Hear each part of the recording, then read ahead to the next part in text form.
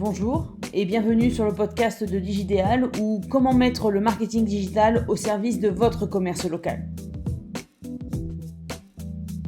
Je m'appelle Julie Fedida et dans ces podcasts, je vais vous donner des conseils, des astuces, des techniques simples à mettre en place pour développer votre activité grâce à Internet et aux réseaux sociaux. L'objectif est simple, attirer plus de clients en magasin.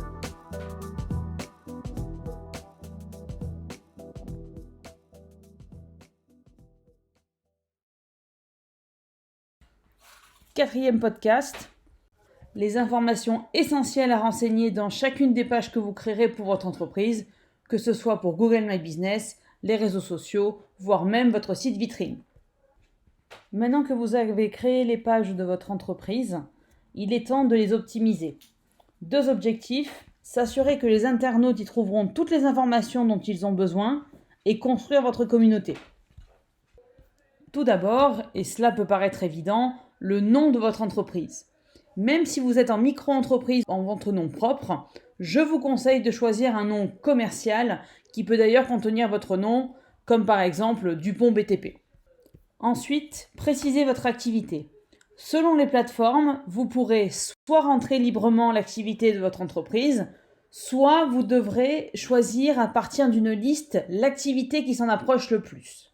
Troisième info essentielle, l'adresse de votre magasin, de votre point de vente ou de votre atelier.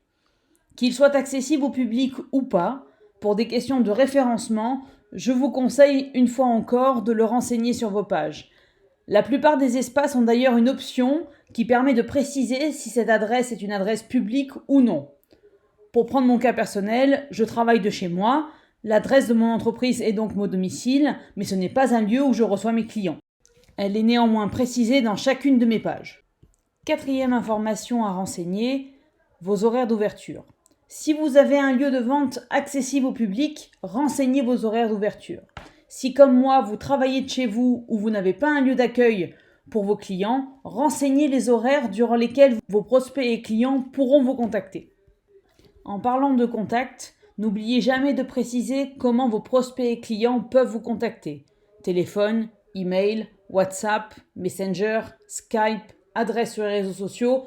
Soyez exhaustifs pour faciliter le contact et laisser le choix à votre interlocuteur le moyen de vous contacter. Ils seront alors plus à l'aise et seront plus à même de vous contacter facilement. Cinquième info essentielle, ce que l'on appelle la zone de chalandise. Il s'agit de la zone sur laquelle vous intervenez, par exemple le département de la Meuse, de la Marne ou 20 km autour d'un point précis comme une ville ou une rue. Cette précision aidera votre référencement et permettra de faire savoir à vos prospects, déjà que vous existez, qu'autour de là où ils se trouvent, que ce soit leur lieu d'habitation, leur lieu de travail ou même leur lieu de vacances, ils ont un professionnel qui propose le service dont ils ont besoin. C'est pourquoi il vous faut détailler de manière très exhaustive la liste des produits et services que vous proposez.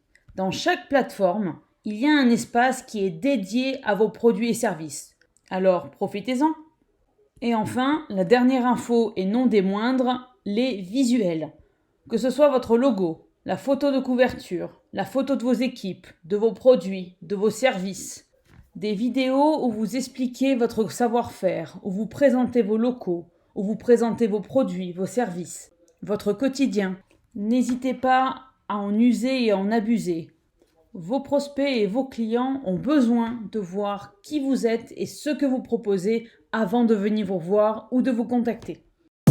Voilà, c'est tout pour aujourd'hui. J'espère que ce podcast vous aura aidé à construire la présence de votre entreprise sur Internet. Je vous donne rendez-vous la semaine prochaine pour un podcast sur les idées reçues autour du marketing digital pour le commerce local. Si vous avez des questions, n'hésitez pas à me contacter sur les réseaux sociaux. Vous connaissez les adresses. Merci pour votre écoute et à la semaine prochaine.